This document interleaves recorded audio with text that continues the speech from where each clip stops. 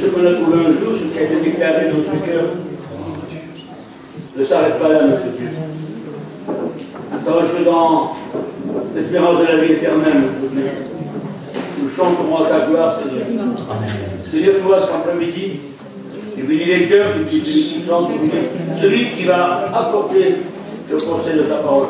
Et tout ça, Seigneur, c'est pour que nos cœurs te connaissent davantage, qu'on s'approche plus près de toi, pour mieux te servir. Seigneur, ce qui a été fait, a été fait. Mais on lui en donne encore cet après-midi. Qu'est-ce que tu peux faire pour nous? Je te dis merci, Seigneur. Amen. Gloire à Dieu. Merci pour ceux qui sont courageusement venus cet après-midi. Donc, à cette réunion, où nous partagerons ensemble la parole de Dieu. Je dis courageusement parce que je sais que les veilles de Noël, c'est pas toujours facile. Hein, les sœurs sont prises avec les visites dans les magasins. C'est la période des soldes, des remises, 50%. Alors on court un petit peu partout. On essaye de faire les derniers emplettes avant les fêtes. Mais vous avez choisi la bonne part. Nous sommes ici pour passer une heure ensemble dans la présence de Dieu. Et je suis certain que Dieu parlera à nos cœurs. Amen. Je souhaitais, c'est dommage que je n'ai pas eu l'idée de prévenir l'Église hier ou de prévenir les frères. Je souhaitais m'adresser plus particulièrement aux couples. Aux couples dans le Seigneur. Nous sommes tous, mari comme épouse, appelés à servir le Seigneur. Et nous allons justement voir un couple dans la parole de Dieu, un couple tout à fait ordinaire, un couple ordinaire, et pourtant qui ont été utilisés par Dieu, programmés par Dieu, dirigés par Dieu, conduits par Dieu, choisis par Dieu, pour servir au dessein de Dieu. C'est un couple que l'on trouve dans le livre de l'Exode, au chapitre 2 et au verset 1er. Vous le connaissez. C'est le papa et la maman de Moïse. On parle souvent de Moïse. Et je pense que les prédicateurs qui se sont succédés sur cette estrade ont certainement parlé du grand Moïse. Moïse le libérateur. Mais pour que Moïse devienne Moïse, il a fallu que Dieu prépare, au travers du père et de la mère de Moïse, tout un processus, un cheminement qui ont fait que Moïse a été Moïse et que Moïse a été l'instrument choisi par Dieu.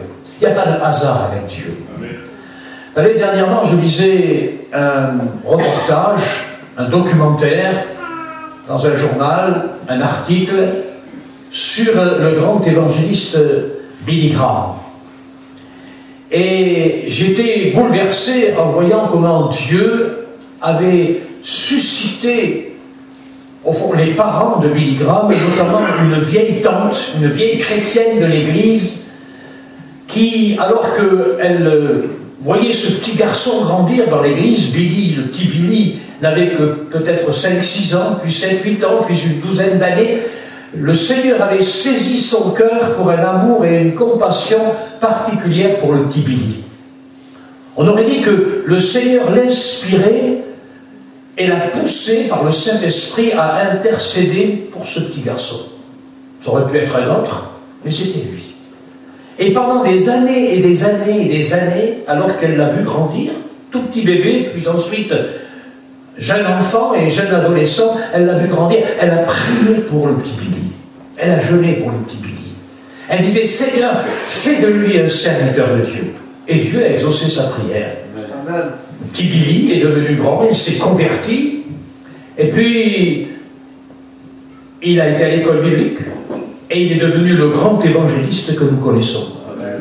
Qui a été un des plus grands évangélistes des États-Unis en son temps. Aujourd'hui, c'est un homme qui est âgé de plus de 95 ans, qui a fini sa carrière, mais qui a été un témoin de Jésus-Christ. Un homme qui a vécu simplement, un grand homme de Dieu. Eh bien, Dieu, comme ça, choisit quelquefois un couple, une mère, et Dieu choisit cette mère ou ce couple pour accomplir son dessein, pour accomplir son plan. Et j'aimerais que l'on parle justement de ce couple, le papa et la maman de Moïse ce matin, ce soir plutôt. Alors, on va lire ensemble juste un verset. Écoutez bien ce qu'il dit, le verset 1 du chapitre 2 du livre de l'Exode. Un homme, ça ne veut pas dire grand-chose, un homme. C'est un homme. On ne dit même pas son nom. Un homme de la maison de Lévi avait pris pour femme une fille de Lévi. Voilà comment ce chapitre 2 nous introduit. Un homme tout à fait ordinaire, un homme quelconque. Un homme parmi ces milliers d'Hébreux qui étaient des esclaves. Un homme qui était là, souffrant, mais qui avait dans son cœur une espérance, celle de la promesse de Dieu à l'égard de son propre peuple. Ils attendaient depuis 400 ans, 400 longues années. Les premières années, lorsqu'ils sont arrivés à Goshen, du temps de Joseph, tout allait bien. Et puis, vous savez, quelquefois, ça bascule. Tout ne se passe pas comme on veut. Un pharaon a succédé à un autre pharaon, et la pression s'est faite sur le peuple d'Israël. Et alors que du temps de Joseph, ils jouissaient du bonheur, de la liberté, ils se sont trouvés là, sous la pression d'un véritable dictateur qui les conduisait dans l'esclavage pour se servir d'eux comme des bêtes de somme pour construire toute la richesse de l'Égypte, des pyramides au palais de Pharaon. Et le peuple souffrait. Alors parmi ce peuple, il y avait certainement des Hébreux qui continuaient à croire avec une foi inébranlable que si Dieu l'avait dit, il accomplirait sa promesse. Il allait envoyer un libérateur. Mais quand allait venir ce libérateur? Nul ne le savait. Et puis il y en avait d'autres derrière qui ricanaient, qui se moquaient. Comme aujourd'hui d'ailleurs. Où est la promesse de son avènement? Comme dit le livre des Hébreux. Mais où est donc la promesse de son avènement? Comme dit le livre de Jude. Depuis que nos pères sont morts, où est donc la promesse de son avènement? Et puis on le voit aussi parmi nous quelquefois. Je me rappelle le frère Le Cossec, que les anciens ont bien connu, peut-être les jeunes moins, mais les anciens qui sont là l'ont bien connu, le fondateur de la mission Vie et Lumière. Il prenait à chaque convention un petit quart d'heure, je sais pas, le quart d'heure du Cossec, pour nous rappeler les promesses du retour de Jésus. Ah, il était animé, il voyait la télévision, les informations, il captait tout au passage. Et dès qu'il y avait quelque chose qui se passait en Israël, ah, il le sortait avec enthousiasme, nous rappelant que Jésus vient bientôt. Amen. Et puis, beaucoup de chrétiens disent, oui, mais il y a combien de temps qu'on nous dit que Jésus va venir? Quand est-ce qu'il va venir? Ben, laissez-moi vous dire une chose en passant, son retour est plus près encore de nous que vous le croyez. Amen. Avec ce qui se passe dans le monde aujourd'hui, les réalisations de ces promesses se font de façon concrète, presque palpable. Plus que jamais, soyez prêts pour le retour du Seigneur. Eh bien, ce couple-là se sont mariés, ils étaient de la même tribu. Comme si on dirait, je ne sais pas, une petite manouche avec un petit manouche, une petite gitane avec un petit gitan. Hein, de la même tribu. Ils étaient de la tribu de Lévi. Ce qui est extraordinaire, c'est que la tribu de Lévi, qui était un fils de Jacob, dans le plan de Dieu, avait un sacerdoce spécial. Ce sacerdoce n'était pas encore révélé. C'était tout simplement une tribu des fils de Jacob. Mais Dieu avait un plan pour Lévi. Il n'aurait pas eu de territoire ici-bas sur la terre, on n'aura pas donné en quelque sorte un état, un lieu, un territoire dans les promesses faites du partage du pays de la promesse, mais Dieu avait un autre plan. Lévi était celui qui était au service de Dieu. Il y avait un sacerdoce. Et je suis convaincu que cet homme-là, dont on va dire le nom tout à l'heure, je ne le dis pas encore, je vais vous demander si vous savez comment s'appelle le père de Moïse et la mère de Moïse.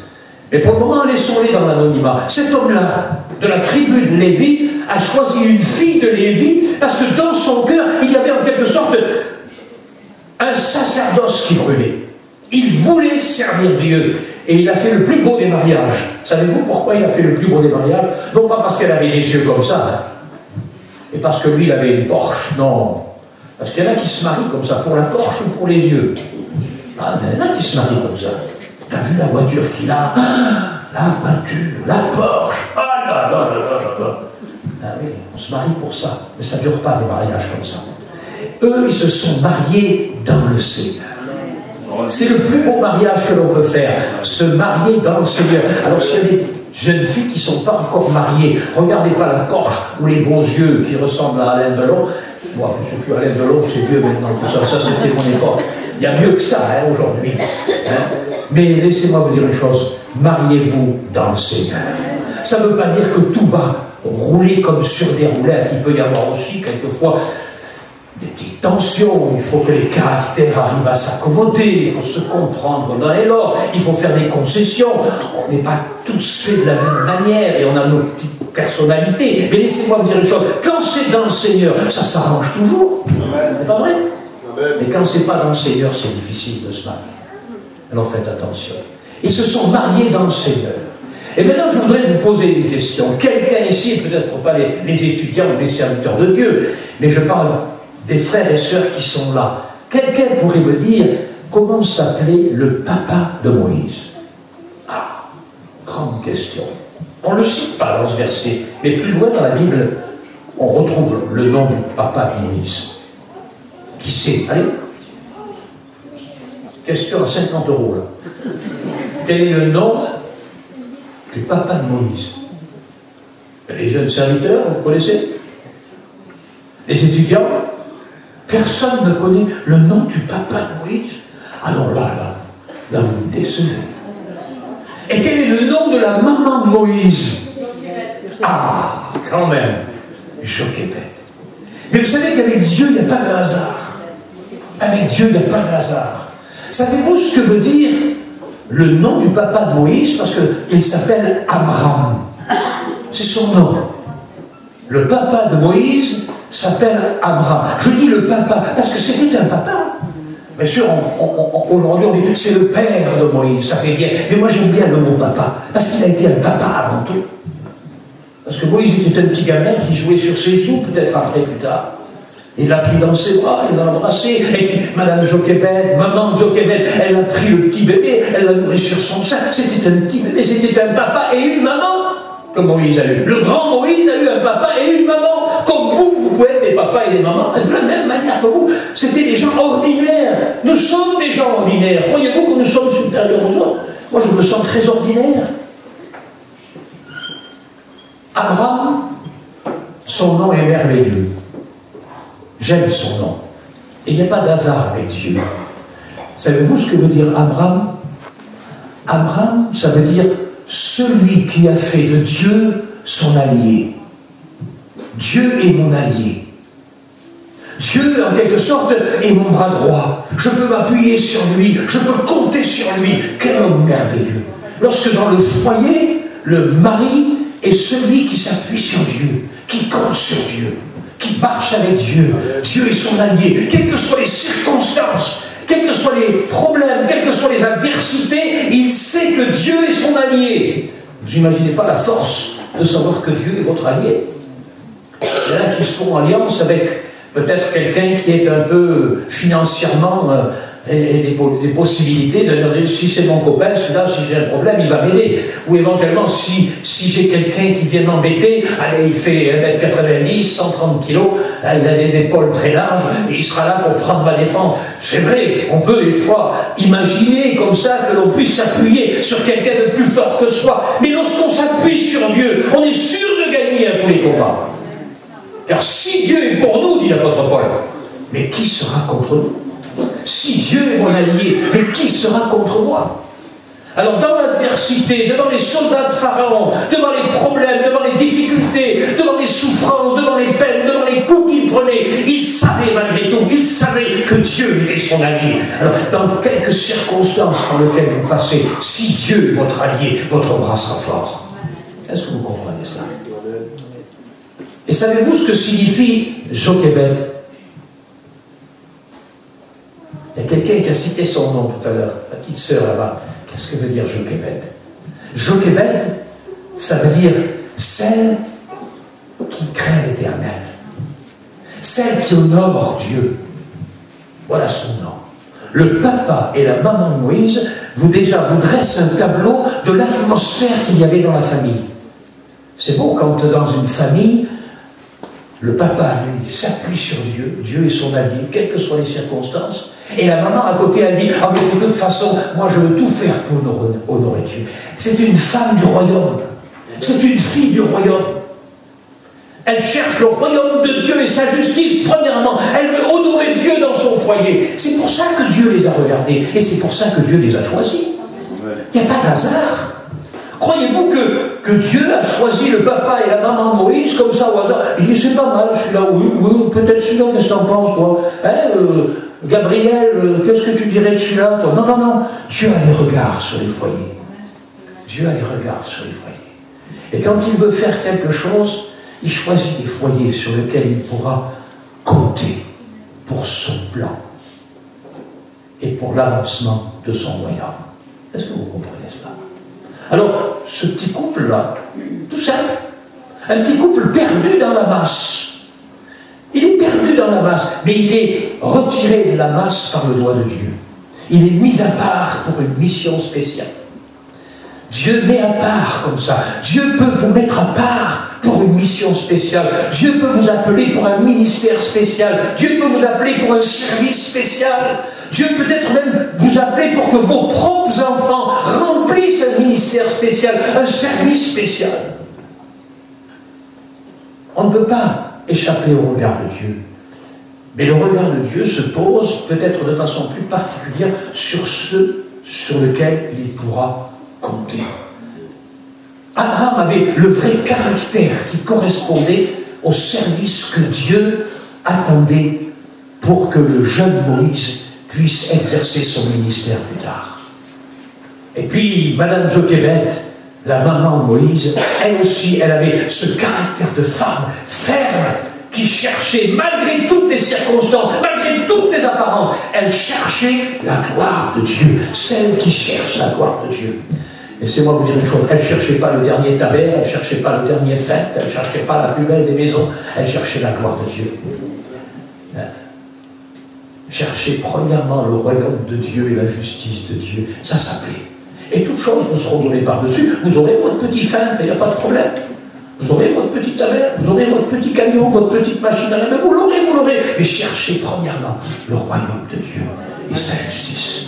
Et Dieu posera des regards sur vous et il dira, ça c'est une femme qui me plaît. Ça c'est un couple qui me plaît. Et je vais m'en servir.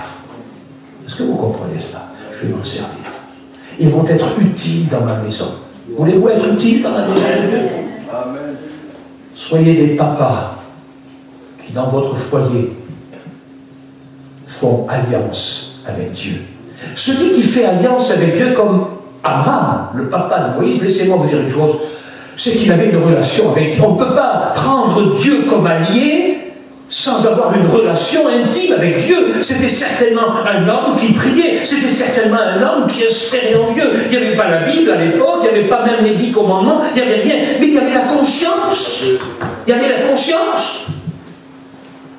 Et c'était un homme qui avait conscience que Dieu était vivant, conscience que Dieu avait un plan. Il se rappelait des promesses qui ont été faites à Joseph, à Abraham, à Isaac, à Jacob. Il savait, il connaissait, et il se les repassait dans son cœur.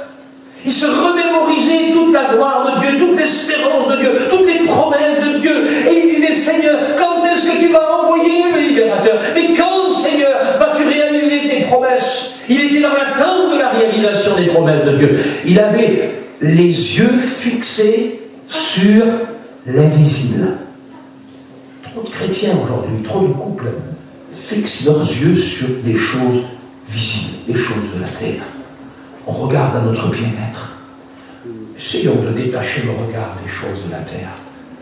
Et ayons, comme dit la parole de Dieu dans l'Épître aux Hébreux, ayons des regards sur Jésus. Tous ceux dans ce merveilleux livre des Hébreux qui nous sont décrits comme les héros de la foi. Les héros de la foi. Savez-vous la conclusion de ce chapitre qui nous parle des héros de la foi? Savez-vous ce que dit la Bible? Elle dit, ils avaient les regards vers l'invisible. Les regards vers l'invisible. Essayons de détacher le regard des choses de la terre de temps en temps. Et regardons vers l'invisible. Regardons vers ceux qui, dans notre espérance, s'éclairent comme une lumière. nous croyons en lui sans le voir. Amen. Mais malgré tout, nous le voyons en espérance. Nous le contemplons en espérance. Lorsque nous sommes en prière, en communion avec lui, mais une vraie communion avec lui. Lorsque nous sommes là en sa présence et que nous sentons l'action du Saint-Esprit dans nos vies et dans nos cœurs et que ça bouillonne en nous, laissez-moi vous dire une chose, on touche l'invisible. Et l'invisible devient lumière autour de nous. La présence de Dieu nous éclaire l'invisible. Elle nous fait voir l'invisible. C'est important. Alors, ce jeune couple, ils ont déjà 2 enfants. Il y en a un qui s'appelle Aaron, le fils le plus vieux. À cette époque-là, il a déjà une 12aine d'années. Et puis, il y a une petite Rizémène, là, vous savez, elle s'appelle Myriam. Elle a 7-8 ans. Petite fille. Et en définitive, ils n'ont pas besoin d'autre chose. Ils ont le garçon et la fille. Hein, c'est ce qu'on dit d'ailleurs. Le choix des rois, un garçon et une fille. Ils auraient eu 2 garçons, je comprendrais. Mais ils avaient un garçon et une fille. Et surtout, avec le contexte politique de l'époque, c'était difficile. Pharaon avait donc donné des ordres que si jamais les Hébreux se multipliaient, il fallait qu'à chaque naissance d'un garçon, l'enfant soit pris et il soit jeté au crocodile du Nil. Vous imaginez pas combien de mères ont dû pleurer lorsque les soldats de Pharaon entendaient dans les rues, je ne sais pas, les pleurs d'un enfant, ils ouvraient la porte violemment, ils arrachaient du berceau l'enfant, et si c'était un garçon, ils le jetaient dans le Nil. Imaginez-vous un petit peu la souffrance, le cri de douleur de ces mères, et imaginez-vous la crainte de ces couples qui se disaient, mais pourvu que nous n'ayons plus d'enfants. C'est vrai que la venue d'un enfant dans un foyer, c'est un bonheur. Tout à l'heure, on était à table, et on nous a montré 2 petits jumeaux en photo. Un petit garçon, une petite fille, c'est merveilleux. Il n'y a pas plus beau dans un foyer. Moi, je suis grand-père 13 fois, bientôt arrière-grand-père, et chaque fois que je vois mes petits-enfants, mais ce n'est que du bonheur. Ce n'est que du bonheur. Surtout lorsqu'on est grand-père et grand-mère, c'est encore mieux parce qu'on n'a pas le souci de les élever. C'est les enfants qui les élèvent et nous, on n'a que le bonheur de les avoir. Il n'y a qu'une chose, c'est qu'avec 13 petits-enfants, croyez-moi que ça coûte cher à Noël. Mais toujours est-il, ce n'est que du bonheur. Mais ce n'est pas seulement du bonheur pour nous, mais le but, lorsque Dieu nous accorde la grâce d'avoir des enfants, c'est de faire le bonheur de nos enfants. Et ça, on ne sait pas toujours le faire. Parce que quelquefois, je connais des parents qui, au lieu de faire le bonheur de leurs enfants, ont fait le malheur de leurs enfants. Parce qu'ils n'ont pas su donner l'essentiel à leurs enfants. Ils n'ont pas su leur donner ce qui était nécessaire, ce qui était indispensable, ce qui était le meilleur pour leurs enfants. Ils ont donné des choses matérielles, des choses inutiles, qui ont fait peut-être plus de mal que de bien dans leur foyer. Je connais un foyer qui avait les moyens et qui, lorsque le fils a grandi, on lui a acheté la plus belle des voitures, on lui a fait n'importe quoi, on aurait été capable. Mais la plupart du temps, c'est par orgueil que les parents voulaient qu'au fond, on achète la dernière des Porsche au fils et que le fils parade devant tout le monde. Regardez un petit peu ce que j'ai acheté à mon fils. Voyez un petit peu. Et au lieu de faire le bonheur des enfants, on a fait le malheur. Parce qu'aujourd'hui, le fils, il est dans le monde et puis il vit dans le monde et il fait les 400 coups. Est-ce que vous comprenez cela? Les enfants demandent du pain. Et au lieu de leur donner du pain dont ils ont besoin, le pain de la grâce, le pain de l'amour, le pain de la beauté, le pain de la bénédiction dans le foyer, le pain de la connaissance de Jésus, le pain qui est Jésus, je suis le pain de vie, on leur donne des pierres sur lesquelles ils vont se casser les dents. Ou s'ils demandent éventuellement un poisson, on leur donne un scorpion ou un serpent. Est-ce que c'est la parole de Dieu qui le dit, ça? Et quelquefois, pour vouloir soi-disant faire le bonheur de nos enfants, on fait leur malheur. Faites attention, soyez sages. Essayez de réfléchir, de se placer devant Dieu, de quelle manière nous sommes appelés à éduquer nos enfants. Quels seront les héritages que nous allons leur laisser? Quel héritage nous allons leur laisser? Nous le verrons tout à l'heure. Et puis, ce qui devait arriver arrivera, parce que c'était Dieu qui était derrière. C'était Dieu. Pour eux, c'était un accident. Respect que je vous dois, Madame Joquebed a eu un enfant. Et puis, ça devenait un gros souci. Un gros souci. À cette période, à cette époque, c'était un gros souci. La Bible dit qu'elle l'a caché pendant 3 mois.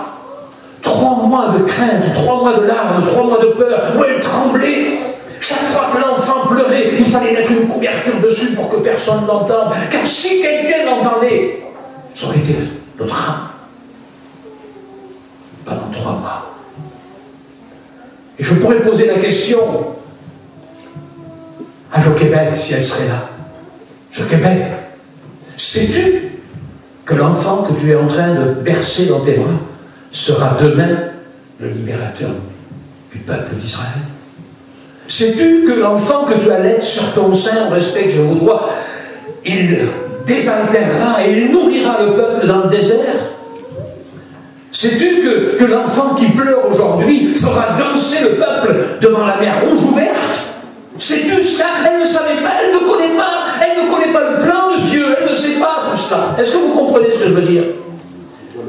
Elle ne connaît pas, elle ne sait pas, elle est ignorante, mais Dieu a un plan derrière cet enfant. Et elle ne connaît pas le plan de Dieu. Mais Dieu a un plan. Dieu a toujours un plan. Et puis l'enfant va 1 mois, 2 mois, 3 mois. Et on ne peut plus garder l'enfant. Et vous connaissez l'histoire. L'enfant sera pris et sera mis dans une corbeille. Et puis sera posé sur le Nil. Il fallait avoir la foi pour faire ça. Il fallait avoir confiance en Dieu. Et croyez-vous que c'est Jochebed toute seule qui a pris la décision de mettre l'enfant dans une corbeille sur le Nil, bravant tous les dangers? Croyez-vous que toute seule elle a pris cette décision? Non. Lorsqu'un couple est dans le Seigneur, c'est ensemble que se prennent les décisions. Si vous voulez que votre enfant soit protégé par la main de Dieu de toutes les dents des crocodiles et de toutes les morsures de serpents de ce monde, laissez-moi vous dire une chose, il y a une corbeille dans laquelle vous devez les mettre, mais vous devez être d'accord, vous, père et mère, pour ensemble mettre votre enfant dans la corbeille. Il y a bien des couples où la maman souhaite le bonheur de l'enfant, et puis le père il est indifférent, il s'occupe de son business. Les enfants, c'est secondaire. C'est ensemble qu'on élève les enfants. C'est ensemble qu'on prend soin de nos enfants. C'est ensemble qu'on les place dans la corbeille. C'est ensemble. Ils ont dû prier, parce que c'était une décision importante. C'est moi vous dire une chose. Ce que je regrette dans nos églises, on a de belles églises. À Ambarès, on a une église de 500 membres, toute neuve, toute en pierre de taille. Ah, le bâtiment, je ne sais pas si ce n'est pas la plus belle église de France, d'après ce que les gens disent. Et puis aussi, ici, vous avez une très belle église, 300 chaises, c'est merveilleux. Mais qu'est-ce qu'on fait pour nos enfants?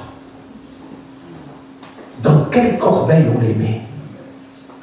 Est-ce qu'on leur fait l'école du dimanche? Est-ce qu'on s'occupe d'eux? Est-ce qu'on les instruit dans les voies de Dieu? Est-ce qu'on prend soin de nos petits? Ou alors est-ce que c'est Internet qui leur lave le cerveau et qui les fait grandir avec toute cette manigance qui sort de tous les réseaux sociaux, Facebook et tout ce que vous voudrez? On a des enfants, ils ont 2-3 ans, ils sont là sur leur téléphone à la réunion, ils regardent et tout, toute la journée. C'est plus les parents qui éduquent les enfants, c'est Internet qui éduque les enfants. Et quelquefois, ils regardent n'importe quoi. Il y a même des films aujourd'hui qui sortent, je ne sais plus comment ça s'appelle, la Princesse des Neiges, je ne sais pas quoi, mais aujourd'hui, faites attention, il y a même des choses dans ce film-là, qui pourtant est un film pour enfants. Un film pour enfants. C'est en train de se faire, c'est en train de se mettre en place une nouvelle série de la Princesse des Neiges. Au respect que je vous dois, il y a des choses innommables que je ne me permettrai pas de nommer par respect pour vous, au travers de choses tout à fait anodines, d'un dessin animé pour enfants. Des choses qui sont d'une immoralité innommable ici dans cette assemblée, mais vous voyez ce que je veux dire. Est-ce que vous comprenez cela? Est-ce que vous imaginez cela? Même dans nos dessins animés aujourd'hui, les parents doivent contrôler ce que les enfants regardent. On ne peut pas se permettre de se débarrasser d'un enfant en le collant devant la télévision sur le canal 18, vous savez, les Gulli, là, je ne sais pas quoi, où il n'y a que des dessins animés qui se succèdent les uns après les autres. Je dis ça parce que je regarde mes petits-enfants, je dis, éteins tout de suite la télé, je ne veux pas que tu regardes ça. Je suis en train de faire le gendarme. Et la maman, elle est tellement occupée, elle astique le camping dehors, alors l'enfant court partout, alors pour qu'il soit tranquille, on la met dans le camping, on lui allume la télévision, allez, reste là tranquille. Et il reste 2 heures, 3 heures devant n'importe quoi devant la télévision.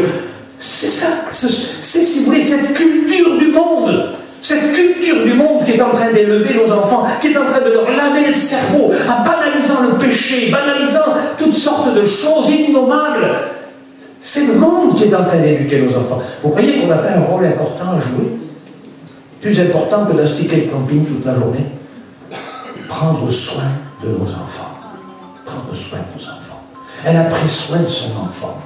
Comme Dieu était l'allié d'Abraham, et comme Jochébed était une fille du royaume, elle a pris la corbeille et elle a dit, Seigneur, cette corbeille-là, c'est tes mains, c'est tes bras. Je n'ai pas d'autre issue, je n'ai pas d'autre moyen, je n'ai pas d'autre façon de le protéger, si ce n'est que dans cette faible corbeille. Et Seigneur, je te remets mon enfant. Laissez-moi vous dire une chose, nous avons la chance d'avoir une merveilleuse corbeille, c'est sa parole. Nous avons une corbeille extraordinaire, c'est l'Église. Nous avons une corbeille extraordinaire, c'est notre foyer, la chaleur de notre foyer, que nos fils, nos filles nous voient prier ensemble avec notre mari ou avec notre épouse, qu'ils voient ça, et nous serons en train de construire une corbeille solide contre tous les dents des prédateurs, des crocodiles qui veulent essayer de nous voler nos enfants. Laissez-moi vous dire une chose. Le pharaon du temps de Moïse, du temps d'Abraham et de Jochébed, il n'a pas changé. Il est toujours aussi cruel. Il est toujours aussi cruel. Il a voulu détourner le plan de Dieu du temps d'Isaac. Il a voulu détourner le plan de Dieu du temps d'Isaac lorsqu'il a essayé de faire infiltrer Ismaël à la place d'Isaac. Mais Dieu avait dit, c'est pas Ismaël, c'est Isaac. Il a voulu essayer de détruire Moïse en faisant tomber ce jugement de Pharaon sur tous les enfants des Hébreux en Égypte. Et les uns après les autres, ils étaient massacrés, massacrés. Pourquoi? Parce que le diable derrière avait peur que se lève ce libérateur. Et comme il ne le connaissait pas, comme il ne connaissait pas le nom, comme il ne connaît pas la réalisation de ces choses, il ne connaît pas les plans de Dieu, les pensées de Dieu, la direction de Dieu, comme il ne connaît pas ces choses, alors il détruit tous les enfants. Comme il a essayé de faire aussi pour Jésus. Quand Hérode s'est levé, c'est pas possible, il y a un roi qui vient de l'air, alors massacrer tous les enfants de Bethléem. Et ils ont massacré des centaines d'enfants entre 0 et 2 ans à Bethléem. Et les mères de Bethléem pleuraient et se lamentaient. Mais Jésus, le Fils de Dieu, a échappé. Parce que Dieu est capable de faire échapper. Et Moïse a échappé. Le petit Moïse. Il ne s'appelait pas encore Moïse. Parce que du temps qu'il est resté pendant 3 mois dans la maison d'Abraham et Jochébed, on n'a même pas pu lui donner un nom. Il n'y avait pas de nom. C'était un enfant anonyme. Il ne fallait pas que l'enfant existe. Est-ce que vous comprenez ce que je veux dire? Il ne fallait pas que l'enfant existe. Le jour où il existait, à ce moment-là, il était reconnu. On savait qu'il y avait un fils quelque part. On aurait peut-être fait la fête pour le fils d'Abraham. Il fallait que l'enfant soit caché, qu'il soit anonyme, qu'il n'existe pas aux yeux des hommes, pour le protéger. Et ils l'ont mis dans la corbeille. Il a 3 mois. Et puis la petite Myriam, la Rizémène, elle a suivi de loin, dans les roseaux. Pourtant, certainement qu'à l'endroit où se baignait la princesse d'Égypte, imaginez-vous qu'il devait y avoir des gardes autour. Des gardes étaient là pour surveiller, savoir si éventuellement un crocodile ne se serait pas approché trop près du lieu où se baignait la princesse, ou éventuellement quelques voyeurs ou quelques bandits qui seraient venus là pour enlever la princesse. Ils étaient là autour, mais elle a passé à travers tous les gardes. Et elle s'est approchée de l'endroit où se baignait la princesse. Et comme la petite corbeille est arrivée, il fallait la foi. Qu'est-ce que vous auriez fait contre les dents des crocodiles? Qu'est-ce que vous allez faire contre tous les assauts du diable aujourd'hui? De tout ce qui se passe dans le monde, de tous les prédateurs du monde, de tous les problèmes que nos enfants font face, de tous ceux qui veulent essayer de les détourner, de les avaler, de les détruire. Qu'est-ce que nous allons faire si ce n'est que les mettre dans la corbeille? Je disais dernièrement à un couple dont le fils, hélas, avait connu les choses de Dieu, mais était parti dans le monde et ses parents souffraient, pleuraient à cause de leur enfant. Je dis, la seule façon de faire, arrête de porter ton fardeau, arrête. Mets ton fardeau dans la corbeille. mets ton fardeau dans la corbeille et dépose ta corbeille au pied de la croix. Dépose ta corbeille au pied de la croix. On a vécu cela avec mon fils. Certains connaissent le témoignage, et puis certains jeunes serviteurs ici, même notre frère, ont été étudiants avec lui, mais avant qu'il soit étudiant à l'école biblique et qu'il soit prédicateur aujourd'hui, depuis une dizaine d'années, laissez-moi vous dire une chose, il a été un garçon qui nous a créé beaucoup de soucis et beaucoup de problèmes. Le pharaon de ce monde l'avait pris, l'avait saisi. Même si éventuellement nous avions fait ce qui était nécessaire, nous avons prié, nous avons lutté, combattu, il nous a vu prier à genoux, il nous a vu servir Dieu, il a servi Dieu avec nous lorsque nous voyagions dans les pays, partout où nous allions, il était avec nous. Mais à un moment donné, il nous a échappé. Il nous a échappé. Pharaon l'avait pris. Comme Moïse a été pris pendant 40 ans, il ne faut pas l'oublier. Moïse a été pris par le Pharaon, par le Dieu de ce monde, par le Dieu d'Égypte, par les princes d'Égypte, par la vie de l'Égypte. Il a été mondain, il a été dans la vie de Pharaon comme un jeune aujourd'hui et dans le monde de la même manière pendant 40 ans. Mais il s'est souvenu. Pourquoi s'est-il souvenu? Pourquoi s'est-il souvenu? Je vais vous dire pourquoi il s'est souvenu.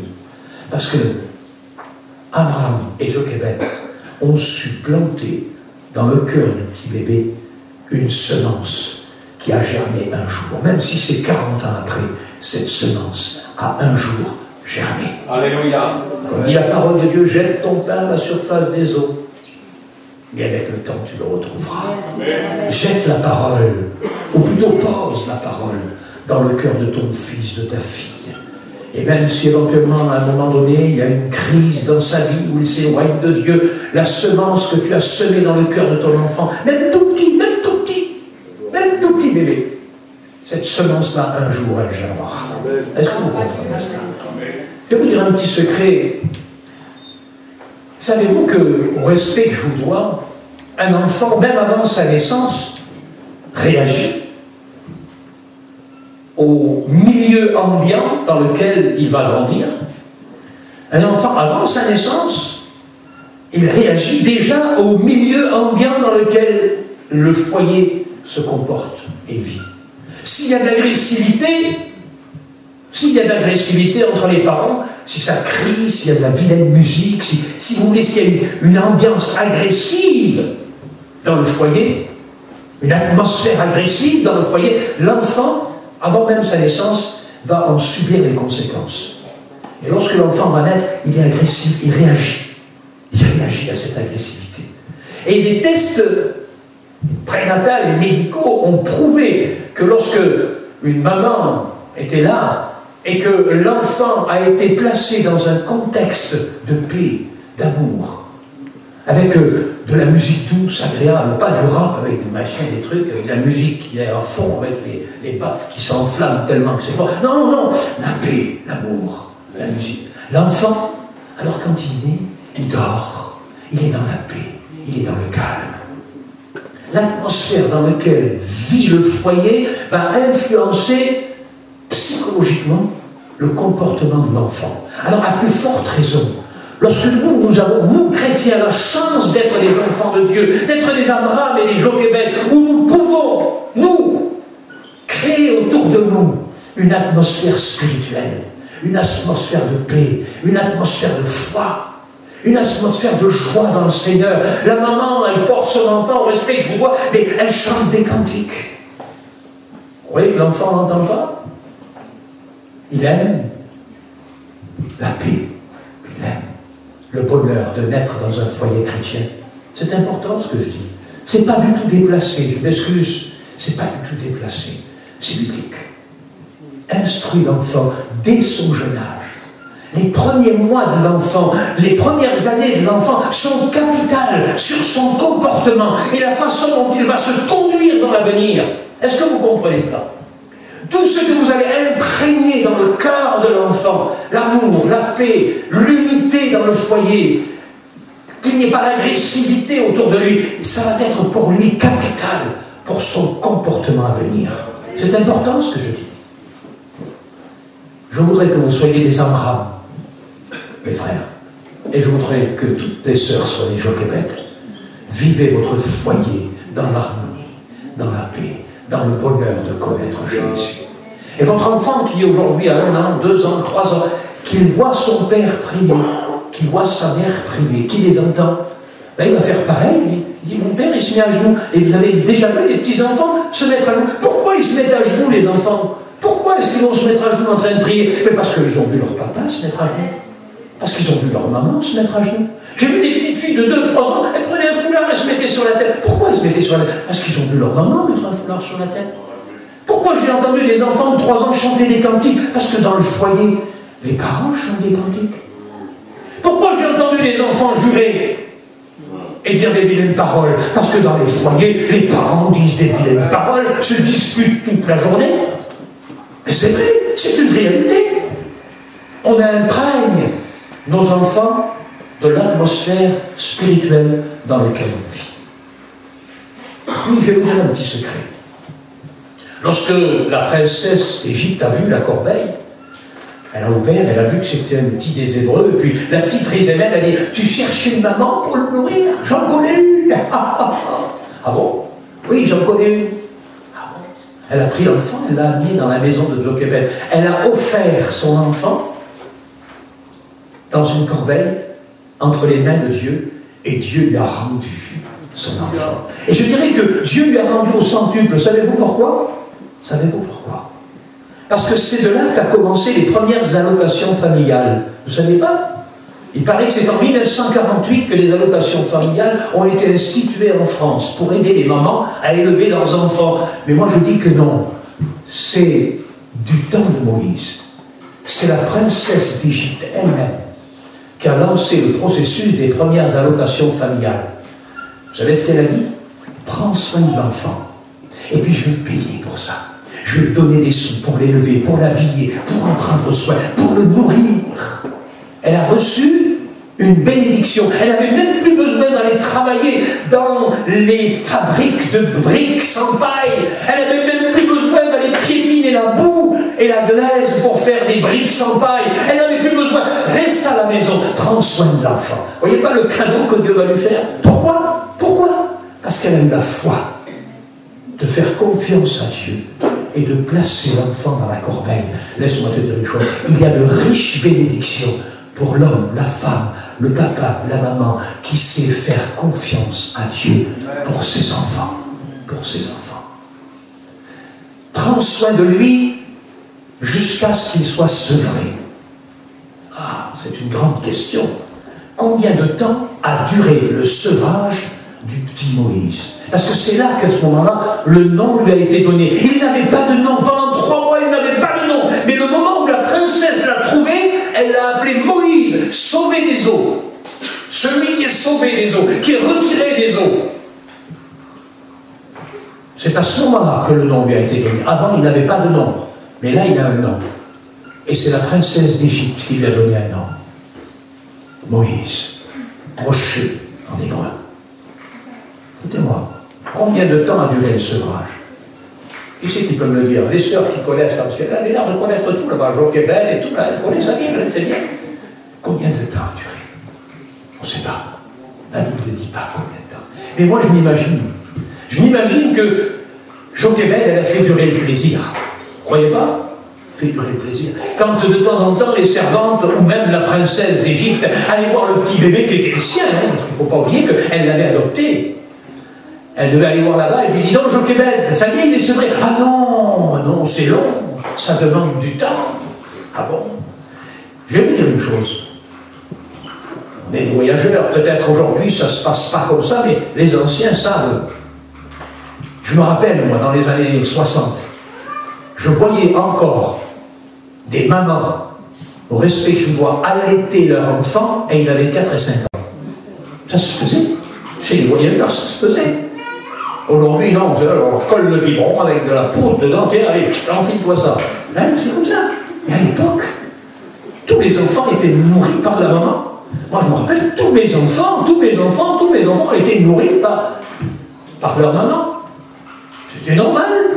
Aujourd'hui, ça se perd, parce qu'on voudrait garder la silhouette de Cindy Crawford. Alors, c'est pas évident, hein. Mais oui, ça se perd. Mais à l'époque, c'était comme ça. Et jusqu'à l'âge de 4 et 5 ans, j'ai vu, moi, des mamans allaiter leur enfant. Et je m'imagine que Madame Jochebed, la maman de Moïse, elle a dû faire durer le plaisir. Combien de temps je plus, 6 mois de plus, 1 an de plus, 2 ans de plus, 3 ans de plus, je n'en sais rien, et il allait faire durer le plaisir. Ah non, il n'est pas encore, tu sais, chez nous, ça dure longtemps le sevrage. Il faut plusieurs mois, plusieurs années, on ne peut pas te le donner comme ça, il risque d'être chétif, il a besoin d'être nourri comme nous, on nourrit nos enfants. Elle a fait durer le plaisir. Et pourquoi elle a fait durer le plaisir? Pour le plaisir d'avoir l'enfant? Certainement. Quel plaisir pour elle de pouvoir devant tout le monde montrer son enfant sans peur. Lorsque les soldats venaient, dis donc, t'as un fils. Oui, attention, hein, c'est pas le mien, c'est le fils de la princesse. Alors ne touche pas. C'est le mien, mais c'est pas le mien, c'est le fils de la princesse. Personne n'avait le droit d'y toucher. Pas un soldat n'avait le droit d'intervenir. Il était protégé, il était gardé. Dieu avait un plan merveilleux pour cet enfant. Et savez-vous pourquoi elle l'a gardé le plus longtemps possible, je m'imagine? Pour lui faire connaître le Dieu d'Abraham, d'Isaac et de Jacob. C'est la Bible qui nous dit, c'est pas moi. La preuve, c'est que 40 ans après, c'est long, 40 ans, au bout de 2-3 ans qu'elle a gardé l'enfant chez elle, il a bien fallu qu'elle le donne. Elle l'a donné à la princesse. Elle ne l'a peut-être plus revu. Il était dans le palais de Pharaon. Il était à l'école de Pharaon. Il s'agenouillait devant les idoles de Pharaon. Il recevait la philosophie de Pharaon. Il recevait l'instruction de Pharaon, l'influence de Pharaon, peut-être même l'immoralité des temples de Pharaon. Il a reçu tout ça en bloc. Il a été éduqué comme un prince d'Égypte, parce qu'il était le fils de la princesse. Mais ce qui avait été semé dans son cœur, ce qui avait été semé dans son cœur par Abraham et Jochébed, n'a jamais été enlevé. Parce que lorsque Dieu sème dans le cœur de nos enfants quelque chose de précieux comme la parole, son amour, la connaissance de Jésus, personne ne peut l'enlever. Personne ne peut l'enlever. Même si éventuellement l'enfant va vivre pendant des années loin de Dieu, loin de lui, loin de lui. Laissez-moi vous dire une chose, j'ai un fils de 47 ans qui ne connaît pas encore le Seigneur, pourtant il a été éduqué dans les choses de Dieu, et je pleure tous les jours pour que mon fils se convertisse, même si j'ai eu l'occasion de parcourir le monde pour prêcher l'évangile, et que j'ai, comme tout prédicateur, des dizaines de gens venir au Seigneur.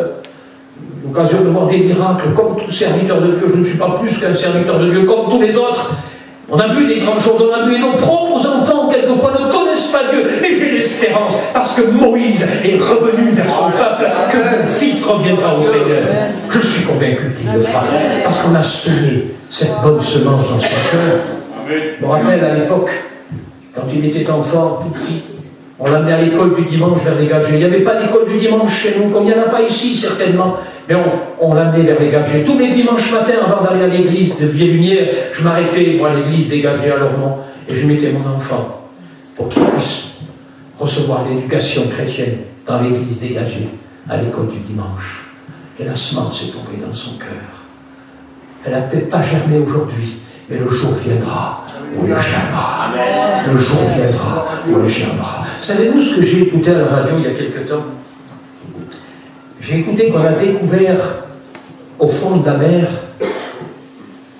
l'épave d'un bateau, un bateau gréco-romain au fond de la Méditerranée. Et dans cette épave du bateau, on a trouvé des jarres. Vous savez ce que c'est les jarres? Les jarres, ce sont des gros vases en pierre qui étaient fermés hermétiquement. Et dans ces jarres, il y avait des produits. Il y avait du vin, il y avait du blé. Du blé qui datait depuis 2000 ans, enfermé dans ces jarres. Et puis les scientifiques ont pris ce blé et ils l'ont placé dans un laboratoire, comme font les gosses. Je me rappelle quand on était à l'école, on apprenait si vous voulez, de la botanie. On prenait un haricot, on le mettait dans du coton, dans de l'eau, et puis au bout de quelques temps, le haricot il commençait à germer, puis il y avait une petite fleur qui sortait, une petite feuille qui sortait. Bien, les scientifiques ont fait pareil. Ils ont pris le blé qui était là depuis 2000 ans dans ces jarres au fond de la mer. Ils ont pris quelques grains de blé, et puis ils l'ont fait germer. Et c'est devenu du blé, 2000 ans après. Je suis sûr que la semence que Dieu a permis qu'elle soit semée dans le cœur de mon fils, il n'y a pas 2000 ans, mais il y a 40 ans de cela, un jour elle germera aussi. Elle germera. Je n'attendrai pas 2000 ans, mais je suis sûr que Dieu fera semer la semence. C'est ce qui s'est passé avec le petit Moïse. Pendant un temps, il a été pris dans le tourbillon de la vie. Pris dans le tourbillon de la vie. C'est ce qui se passe avec nos enfants, pris dans le tourbillon de la vie. Les voitures, la réussite, les amusements, les plaisirs, et ceci et cela. Puis d'un seul coup, paf, quelque chose se passe. Quelquefois au fond d'une prison, quelquefois au comptoir d'un bar, quelquefois au volant d'une voiture, après avoir échappé à un accident, quelquefois dans les circonstances particulières, on ne sait pas, mais d'un seul coup, il y a une lumière qui jaillit, la semence d'un seul coup se met à germer. Et c'est un retour vers Dieu. C'est un retour vers Dieu. Vous comprenez? 40 ans après, la Bible nous dit que 40 ans après, Moïse était âgé de 40 ans, lorsqu'il s'est souvenu de son père. Il s'est souvenu de son peuple. Il s'est souvenu. Il a vu dans cette image son père agenouillé, en train d'exalter, de bénir le Dieu d'Abraham, d'Isaac et de Jacob. Il s'est vu avec sa mère, le berçant dans les bras, lui chantant des cantiques d'Israël, des cantiques d'espérance. C'est revenu comme un flash. C'est revenu comme quelque chose qui se renouait dans sa vie, dans son esprit. Est-ce que vous comprenez ce que je veux dire? Laissez-moi vous dire une chose. Il y a des choses que l'on, au fond, imprime dans le cœur, dans le subconscient de nos enfants. Et si même le monde essaye d'avaler nos enfants, de le prendre, de les déchirer, de les éloigner de nous, ce que Dieu a fait, ce que Dieu fera, c'est que cette semence-là, elle germera un jour. Voilà ce que Dieu est capable de faire. Ça ne va pas être trop long, le temps passe, il est déjà 4h30, et je voudrais m'arrêter. Il y aurait tellement de choses à dire là-dessus. Tellement de choses à dire. Tellement de belles choses à dire. Je voudrais simplement vous dire, veux-tu être un Abraham? Prendre soin de tes enfants, mais de la bonne manière. La Bible dit, les enfants demandent du pain, et personne ne leur en donne. Personne ne leur en donne. Ce que nos enfants demandent, c'est uniquement le pain. On leur donne 36 000 choses dont ils n'ont pas besoin, mais ce dont ils ont besoin, c'est du pain de vie. Du pain de vie. On est là, c'est le premier rôle, c'est le premier sacerdoce du foyer. C'est le premier sacerdoce du foyer. Exactement comme Josué, qui a dit devant tout le peuple, vous faites ce que vous voulez, ça m'est égal, ça ne me dérange pas. Mais moi et ma maison, en tout cas, nous servirons l'Éternel. Nous servirons l'Éternel. Voulez-vous, frère, avoir ce caractère d'Abraham, cette personnalité d'Abraham, ce cœur d'Abraham, vous appuyer sur Dieu, être des alliés de Dieu, ou que Dieu soit votre allié dans toutes les circonstances de votre vie? Vous êtes des jeunes ministères, certains d'entre vous, vous avez des petits-enfants, vous êtes des jeunes ministères, prenez garde à vos enfants. Il arrive même quelquefois que, en servant le Seigneur, nous négligions nos enfants. Moi, j'ai aussi négligé mes enfants. J'étais trop pris, j'étais toujours parti d'un côté, de l'autre. J'ai voyagé les 4 coins du monde. Je m'occupais de beaucoup de choses. Et je sais, je sens dans mon cœur que si mon fils a échoué à un moment donné, s'il s'est éloigné de Dieu et qu'il ne s'est pas converti, j'en ai une part de responsabilité parce que j'étais trop occupé. Même occupé pour les choses de Dieu. On peut être des martes. On est tellement occupé qu'on passe à côté de l'essentiel. Pourtant, elle servait le Seigneur, Marthe. Elle nourrissait une bande de 12 bonhommes, il fallait les nourrir, les gaillards. Je vois que quand vous nous invitez, vous mettez sur la table, il y a du travail, les sœurs, elles sont à la marmite, il faut faire des haricots, il faut faire des poêles, il faut faire des poules, il faut faire manger, c'est du boulot, et vous faites ça pour le Seigneur, c'est pour recevoir les frères, pour servir Dieu, vous le faites pour servir Dieu, c'est bien, c'est beau. Mais surtout, notre service pour Dieu ne nous empêche pas de faire l'essentiel, prendre soin de nos enfants. Prendre soin de nos enfants. Ça fait partie de notre sacerdoce. Et voulez-vous, sœurs, être des Jochebed? Rappelez-vous, Abraham et Jochebed. Jochebed, celle qui cherche la gloire de Dieu. Elle ne cherche pas sa gloire. Elle ne cherche pas à parader devant tout le monde. Elle ne cherche pas à flamber. Elle ne cherche pas à ce qu'on parle de son matériel, de ceci, cela. Mais elle cherche à ce qu'on parle de son cœur. Un cœur qui aime Dieu, qui sert Dieu, qui élève ses enfants dans le Seigneur. Un cœur de femme de Dieu. Femme de Dieu. Qui te dit que ton fils demain ne sera pas un grand serviteur de Dieu? Qui te dit ça? Je ne sais pas. Tu ne connais pas les plans de Dieu. Qui te dit que l'enfant que tu berces ne sera pas demain peut-être une sorte de missionnaire utilisé par Dieu pour faire des grandes choses?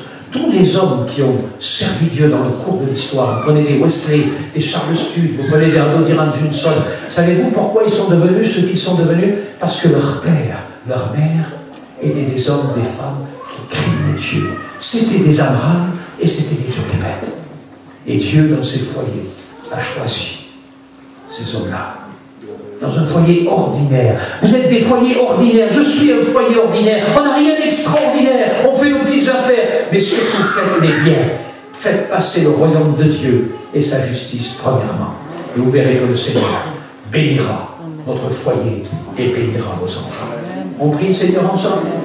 Seigneur, je te bénis, je te rends grâce pour ce partage que nous avons eu cet après-midi. Si important pour nos couples, si important pour les jeunes couples qui sont ici, afin que, Seigneur, ils soient placés devant leurs responsabilités et qu'ils prennent des bonnes décisions, des bons engagements pour prendre soin, Seigneur, de ceux que tu nous as confiés. Seigneur, tu nous les as prêtés, tu nous les as confiés. Donne-nous être à la hauteur de leur éducation spirituelle. Donne-nous être des exemples pour eux. Donne-nous à ce qu'ils nous voient prier, qu'ils nous voient, Seigneur notre Dieu, à genoux, qu'ils nous voient lire la Bible, qu'ils nous voient travailler pour toi avec honnêteté, avec sincérité. Et que, Seigneur notre Dieu, l'atmosphère du foyer soit une atmosphère de paix, de bonheur, de grâce, de bénédiction, afin qu'ils grandissent, Seigneur notre Dieu, et qu'ils s'épanouissent en ta présence dans notre foyer. Bénis, Seigneur, ceux qui sont ici cet après-midi. Garde chacun, bénis chacun, et pour la gloire de ton nom. Amen. Que Dieu bénisse.